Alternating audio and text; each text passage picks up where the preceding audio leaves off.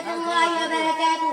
الحمد لله الذي هدانا لهذا وما كنا لنهتدي لولا أن هدانا الله، والصلاة والسلام على رسول الله محمد وعلى آله وأصحابه الأبرار الأتقياء. أما بعد، فأعوذ بالله من الشيطان الرجيم. بسم الله الرحمن الرحيم. اقرأ باسم ربك الذي خلق الإنسان من علق. اقرأ وربك الأكرم الذي علم بالقلم علم الإنسان ما لم يعلم. وقال النبي صلى الله عليه وسلم: من خرج في طلب العلم فهو في سبيل الله حتى يرجع، أو كما قال عليه الصلاة والسلام. معزز مہمانان اعظم، موقر اساتذہ کرام اور عزیز ساتھیوں، روح زمین پر سب سے پیاری مخلوق انسان ہے. اسے روز اول سے شرافت و فضیلت سے نوازا گیا. وَلَقَدْ كَرَّمْنَا بَنِي آدَمَ وَحَمَلْنَاهُمْ فِي الْبَرِّ وَالْبَحْرِ. لیکن اس فضیلت کی وجہ آخر کون سی کیا تھی؟ آئیے سب سے پہلے ام الکتاب قرآن کریم پر ایک نظر ڈالی جائے. قرآن میں ہے: اقرأ بسم ربک الذی خلق الانسان من علق. اقرأ وربک الاکرم الذی علم بالقلم علم الانسان ما لم يعلم. اے نبی صلی اللہ علیہ وسلم، آپ اپنے پروردگار کے نام سے پڑھنا شروع کیجئے جس نے انسان کو جب بستہ سے پیدا کیا. آپ پڑھیے، آپ کا پروردگار بہت زیادہ ہے جس نے انسان کو قلم کے ذریعے ہی عطا کیا. پتہ چلا کہ انسان کو فضیلت ملی علم کی وجہ سے. قرآن میں ہے: الرحمن علم القرآن خلق الانسان علمہ البیان. رحمان نے قرآن سکھایا، انسان کو پیدا کیا اور اسے بیان کی تعلیم دی. معلوم ہوا کہ انسان کو درسگاہ ربانی کے متعلم بننے کا شرف ملا علم کی وجہ سے. قرآن میں ہے: ان اکرمکم عند اللہ اتقاکم. عند اللہ، تم میں سے سب سے معزز وہ ہے جو زیادہ تقوی شیار ہو. سعادت و شکاوت اور کامیابی و نامرادی کی کنجی تقوی ہے، اور علم اللہ کے بغیر تقوی کی تعمیر ناقص ہے. پتہ چلا کہ انسان کو اللہ کی قربت ملی علم کی وجہ سے.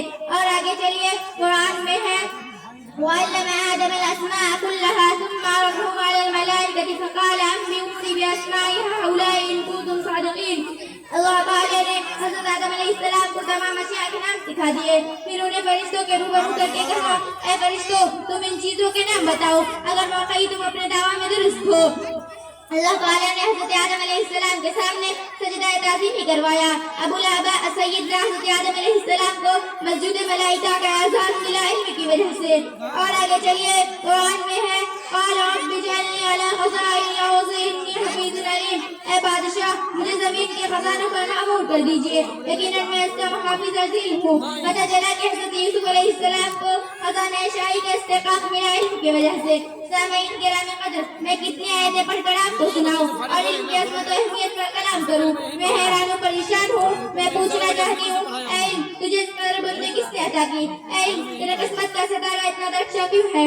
اے علم، عربی ہو کہ عجمی، مشرقی ہو یا مغربی، ہر کوئی تجھے سلام کیوں کرتا ہے؟ اے علم، دنیا کے ہر مرد اور ایک دل پر تیری حکومت کیوں ہے؟ اے علم، تو کیسے شمع ہے جس دل کا ظلمت کا لہر کائنات کو صرف روشنی ہی نہیں بخشتی بلکہ مردہ قلوب کو حیات سے آباد و شاداب کرتی ہے. اے علم، تو اپنی فضیلت کی وجہ بتا، تو اپنی اہمیت کے سبب بیان کر اور اپنی بلندی کا راز کھول. اور بتا، پروانہ تجھ سے کرتا ہے اے شمع پیار کیوں؟ پروانہ تجھ سے کرتا ہے اے شمع پیار کیوں؟ یہ جان بے قرار ہے تجھ پہ نثار کیوں؟ کرتا ہے یہ طواف تیری جلوہ گاہ کا، پھونکا ہوا ہے کیا تیری برق نگاہ کا؟ اے علم، تیری عظمت کو سلام، تیری رفعت کو سلام، تیری محبت و محبوبیت کو سلام. اے قوم مسلم سن، ذرا غور سے سن. تم نے قرآن پڑھ کر بھی جہالت کو اختیار کیا، نبی کے ارشادات سن کر بھی تم نے غفلت کی چادر اوڑھ کے رہنا پسند کیا، اپنے بچوں کے مستقبل کو تاریخ دیکھ کر بھی تم بیدار نہ ہوئے. لیکن یہ سچ ہے کہ صبح کا گنگس نارا شام کو واپس آ جائے تو اسے بھولا ہوا نہیں کہا جاتا.